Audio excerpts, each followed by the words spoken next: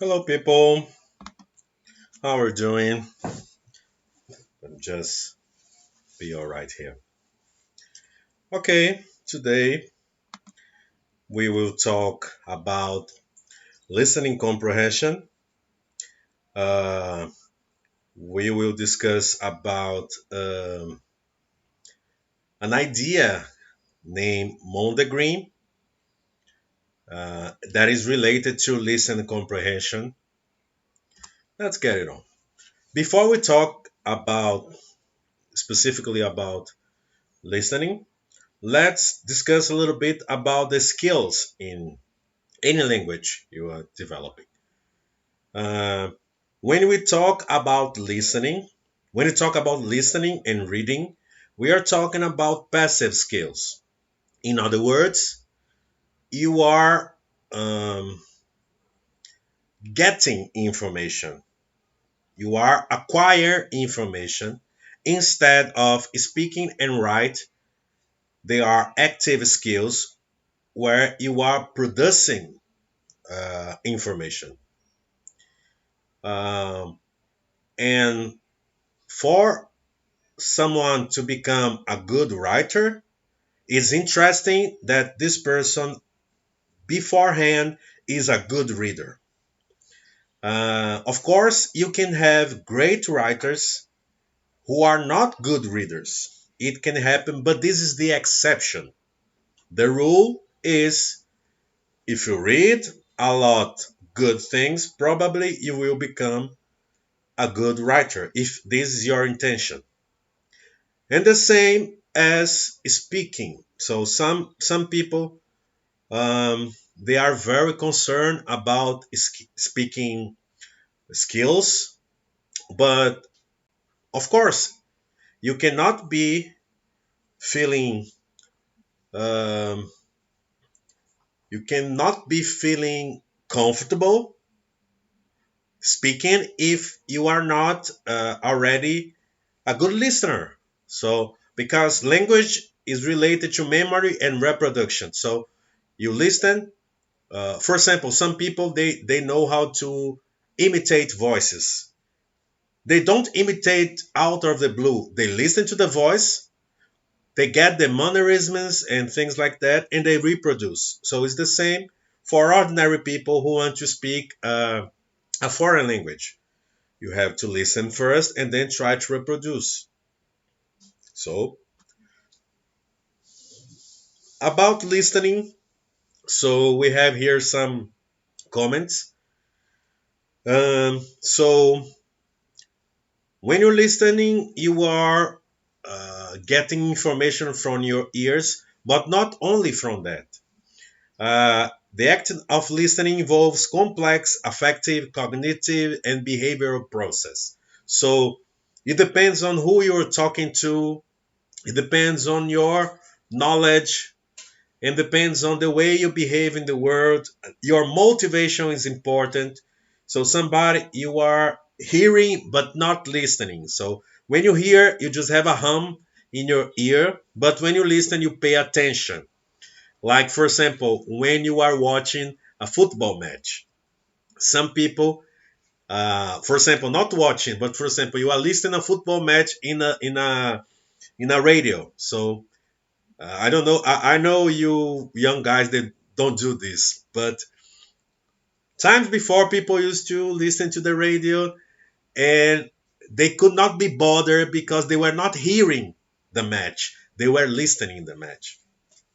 And also pay attention to the verbal and non-verbal feedback. So we also can get information from something that is not said, but it's shown. Here we have an example of Miss Herring. Miss Herring. It's a scene of a movie named Pink Panther, and this is the main character. In this scene, he is trying to learn English. He is with an English teacher, and she's trying to teach him how to pronounce hamburger, and he cannot do it. So I would like to buy a damn burger, brand burger. He says anything but hamburger. And that's interesting scene because sometimes we get stuck in words or in a word just. But I think the most important is, for example, if you got stuck in this word hamburger, you cannot pronounce it, you just replace it for another word, like sandwich, for instance. Or you don't know sandwich, okay, a bread with something. It's the same. The most important is to communicate. So don't get stuck in words and expressions. Move forward, right? And here we have the Moldegreen, this concept that is related to near homophony. So homophony is the quality of two words to sound similar, sound the same, but in this case, there's a new meaning. It happened when person listens to a poem or song and substitute words that sound similar, and to him or her make more sense. And sometimes I also say that, for example, if you're listening something, a song, you mishear something, you know it's not really that. But if it's similar to something you want to hear, probably you go this side. And this concept, the word was coined in 1954 by Sylvia Wright. She's a writer. Uh, and it has a confusion between the expression "and laid hand on the green" to "lading Mondegreen." You can see it's very similar. If you just exchange, separate differently the words, they sound similar. Here is an example of a Mondegreen. You see the cover of Shocking Blue single named Venus. And that's interesting because, say, once a listener has locked into a particular misheard interpretation of a song's lyrics, it can remain unquestioned. There's the example of a student stubbornly mishearing the chorus to Venus, this song for Shocking Blue, I'm Your Venus, as I'm Your Penis, and being surprised that the song was allowed on the radio. And that's interesting example because I'm Your Venus. As you can see, there's a girl in the band, and the girl is the singer. And Venus is a planet that is associated to women. Uh, and she thought, the student, she or he, thought that I'm Your Penis is the right chorus for the song. And being surprised to hear this song on the radio, they say, how could they let this song be aired on the radio? Because has uh, uh, this word that is not very common to use in songs, uh, many popular songs, right? Here are another. It said here the top three Mondegreens submit regularly to Mondegreen expert John Carroll. So there is also researches about that because so it means that is not something uh, occasional, right? So have here the example gladly the cross I bear. Uh, that can be gladly the cross I will bear or the gladly the cross I'd bear. So it depends on what you're hearing. There's a bathroom on the right.